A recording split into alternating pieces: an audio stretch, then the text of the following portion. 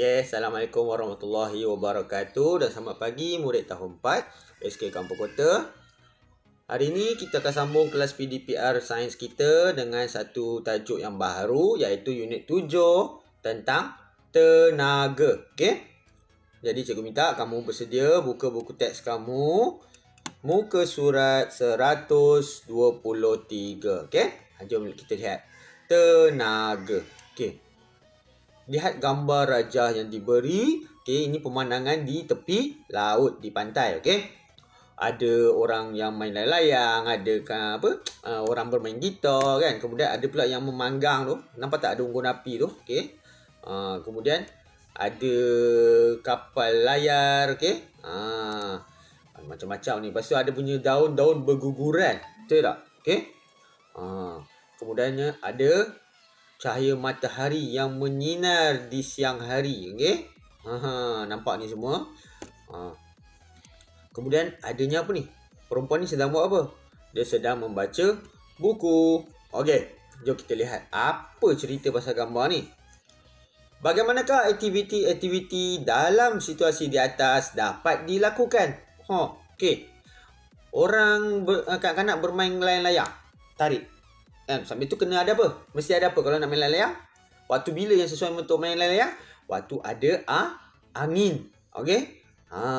Kemudian yang orang ni pula dia sedang buat apa? Main gitar. Hari tu kita belajar pasal bunyi. Macam mana nak hasilkan bunyi pada gitar? Kita perlu petik tali gitar. Okey? Kemudian adanya kapal layar.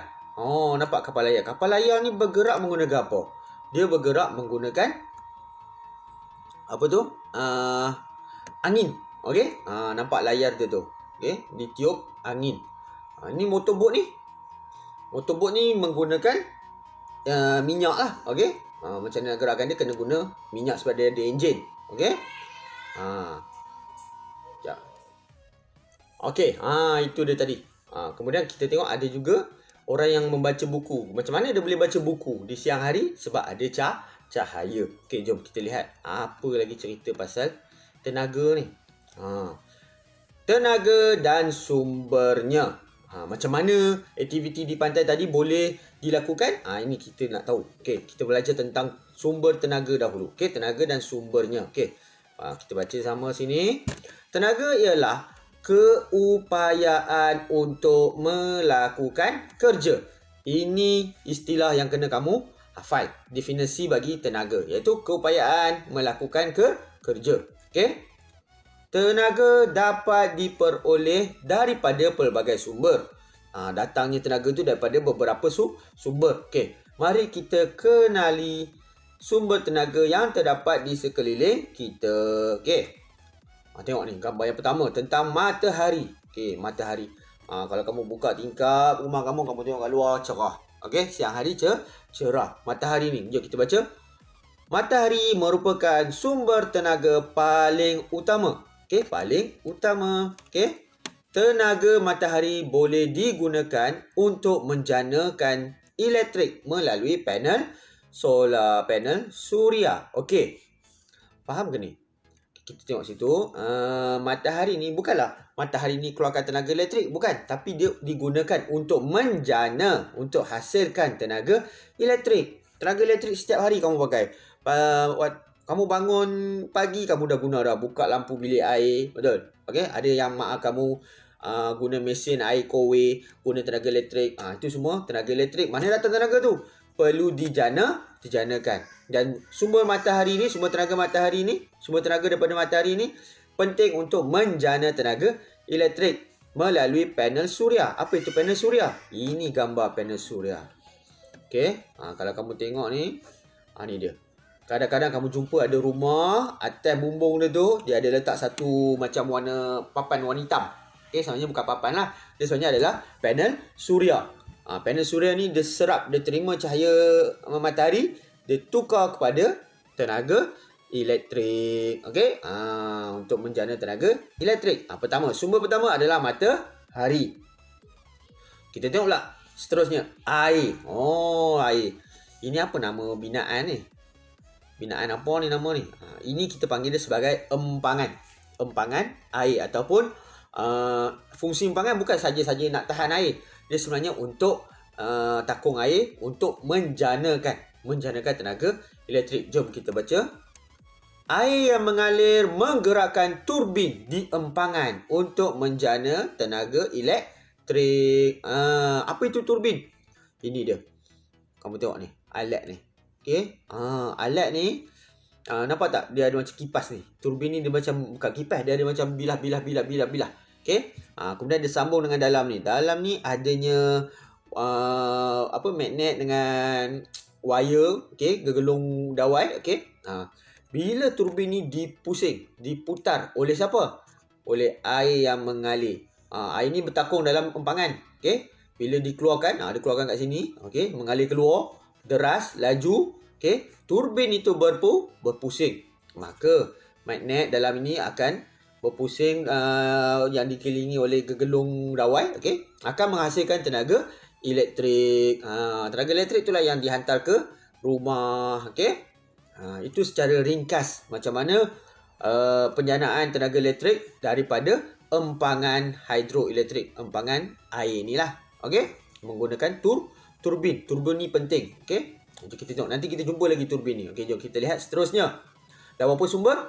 Dah 2. Pertama tadi matahari, yang kedua adalah air. Okey, empangan hidroelektrik. Okey, kita tengok seterusnya. Biogesim. Nak sebut biogesim boleh, biomass. Itu bahasa Inggeris. Okey, kita sebut dia biogesim.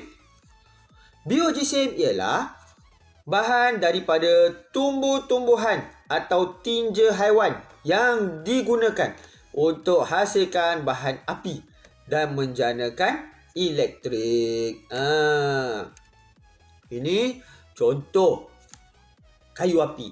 Okay, kamu pergi kemah, kamu pergi camping, kamu potong-potong kayu buat bakar. Jadi bahan api. Itu namanya bahan api. Okay, tinja. Najis lembu ke, najis kambing ke. Okay, digunakan juga untuk menjana tenaga elektrik.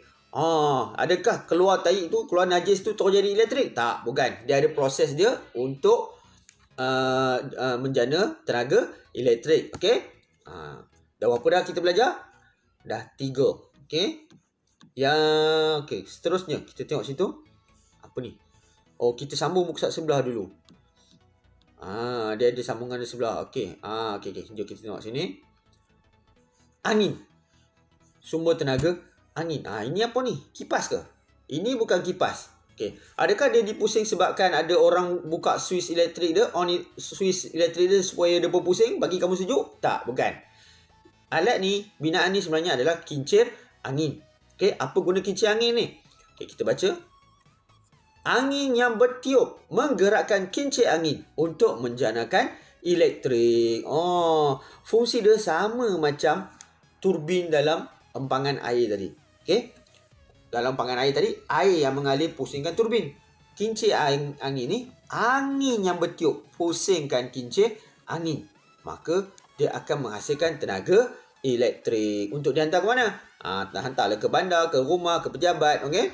Ke pasar raya. Ini fungsi ini. Kincir angin. Dia gunakan tenaga daripada mana? Daripada angin. Dah berapa sumber tadi? Matahari, air, biogesim dengan angin. Dah ada 4. Okey? Tengok seterusnya. Nuklear. Stesen jana kuasa nuklear. Okey, jom kita baca apa benda bahan nuklear ni. Selalu dengar orang berperang pakai bom atom lah, bom nuklear lah kan. Jom kita tengok apa benda nuklear ni.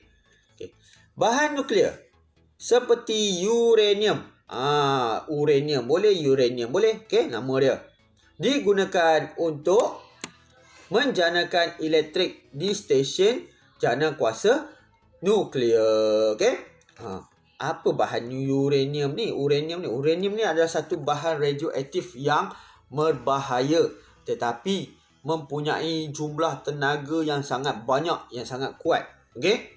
Mana dapat uranium ni? Dalam tanah. Okey. Dia satu bahan ni kalau dia meletup, letupannya sangat besar. Maksudnya dia banyak tenaga. Okey. Jadi bahan uranium ni digunakan secara terkawal, secara berhati-hati untuk menjanakan elektrik, okey, di stesen jana kuasa nuklear. Okey, ni contoh contoh binaan stesen jana kuasa nuklear lah. Kalau kamu nampak cerobong macam ni, cerobong macam tu maksudnya itu adalah stesen jana kuasa nuklear. Okey. Kita tengok seterusnya. Dah berapa dah? Tadi matahari, air, biojisim, angin, kemudian bahan nuklear. Okey, kita tengok apa lagi sumber tenaga yang seterusnya. Bahan api fosil. Apa itu fosil? Pernah dengar fosil? Okey, fosil ni sebenarnya adalah hasil daripada haiwan-haiwan atau tumbuhan-tumbuhan yang telah mati berjuta-juta tahun dahulu. Okey. Jom kita lihat. Bahan api fosil seperti petroleum, gas asli dan arang batu. Gas asli dan arang batu dibakar untuk menjanakan elektrik. Okey. Kalau kat Malaysia kita banyak ada pelantar minyak. Pelantar minyak kat Malaysia di laut. Okey, di tengah laut lah. Kerana apa? Kerana mereka menggali jauh ke dasar laut untuk bawa keluar petroleum. Mana datang petroleum dalam dasar laut tu? Kat situ dulu ada banyaknya hidupan-hidupan zaman-zaman dahulu lah, berjuta-juta tahun dahulu yang dah mati, dah reput, dah hancur. Dia bertukar menjadi petroleum. Jadi Malaysia punya syarikat cari minyak ni pergi buat carian di tengah laut sana lah. Kat situ ada petroleum. Okay, kalau dekat Arab sana, tempat mereka cari gali petroleum selalunya ada di padang pasir. Okay, kat situ dulu zaman dulu banyak hidupan. Okay, dah mati kat situ, dah berjuta-juta tahun, dah reput menjadi petroleum. Okay. Arang batu. Arang batu adalah batu. Bukan arang kayu. Arang kayu daripada kayu. Okay. Arang batu dapat dari mana? Sama. Gali dalam tanah. Okay. Jadi bahan api fosil ni macam mana guna dia? Digunakan dibakar untuk menjana tenaga elektrik. Okay. Macam kat Manjung ni ada satu stesen jana kuasa TMB menggunakan arang batu. Okay. Dia guna arang batu, bawa arang batu banyak-banyak pergi stesen tu untuk dibakar. Okay. Untuk menjanakan tenaga elektrik. Okay. Dah berapa dah? Tadi sumber tenaga matahari, air, kemudian biojisim, angin, nuklear, bahan api fosil. Okay, kita tengok lagi. Apa lagi? Ni dia. Seterusnya. Sumber tenaga daripada ombak. Ombak kat mana? Ombak dekat laut. Ada ke sesiapa yang menggerakkan ombak tu? Ombak sentiasa bergelora di laut. Okay, Allah dah tentukan. Okay, Tuhan dah tentukan. Ombak ni sentiasa ada. Okay, kita tengok situ. Ombak menggerakkan turbin di dalam laut untuk menjanakan elektrik. Sama fungsinya macam hidroelektrik tadi, macam pangan air tadi, sama macam kincir angin tadi. Dia putarkan tu turbin. Siapa putarkan turbin dalam kes ombak ni? Ombak lah. Okay, arus dalam laut tu. Okay, dia pusingkan. Terjana arus elektrik, terjana tenaga elektrik dan dihantar ke bandar lah. Okay, itu dia. Okay, jom kita patah balik sikit. Kita ada satu lagi kita nak tengok tadi. Ada namanya apa tadi? Okay, ni dia. Geotherma. Okay, kita tengok geotherma. Okay. Info sign. Geotherma juga merupakan sumber tenaga yang diperoleh daripada haba batuan panas di bawah permukaan bumi untuk menjanakan elektrik. Ini selalunya dekat kawasan yang mungkin ada lava banyak ke, atau tempat-tempat gunung-gunung berapi kan. Okey. Kalau Malaysia kita tak berapa banyak, tak ada pun gunung berapi kat sini. Tapi kalau tempat-tempat macam Indonesia kan, macam kat Jepun ke, mereka ada di kawasan lingkaran api Pasifik. Okey, kat situ tempat banyaknya gunung-gunung berapi. Okey, mungkin ada mereka boleh buat stesen jana kuasa geotherma menggunakan batuan panas bawah permukaan bumi untuk menjanakan tenaga elektrik. Okey. Nampak tak pentingnya tenaga elektrik ni kita perlu hasilkan sebab kita nak pakai untuk pelbagai kegunaan setiap hari dan pelbagai sumber tenaga yang boleh digunakan untuk menjanakan tenaga elektrik. Okey. Itu yang kamu kena belajar, yang kamu kena hafal, kena ingat untuk pembelajaran kita hari ini. Okey, cikgu terangkan balik sikit secara ringkas. Pertama, kamu kena hafal maksud tenaga. Keupayaan untuk melakukan kerja. Kemudian, kena hafal sumber-sumber tenaga tadi. Okey, matahari, air, biojisim, angin. Lepas tu apa lagi tadi? Bahan nuklear. Kemudian, bahan api fosil. Dan ombak. Ada berapa? Ada 7. Jadi cikgu harap kamu boleh hafal apa yang kita belajar hari ini. Okay? Kita akan sambung lagi kelas kita pada masa akan datang. Okay, Assalamualaikum warahmatullahi wabarakatuh. Okay, bye.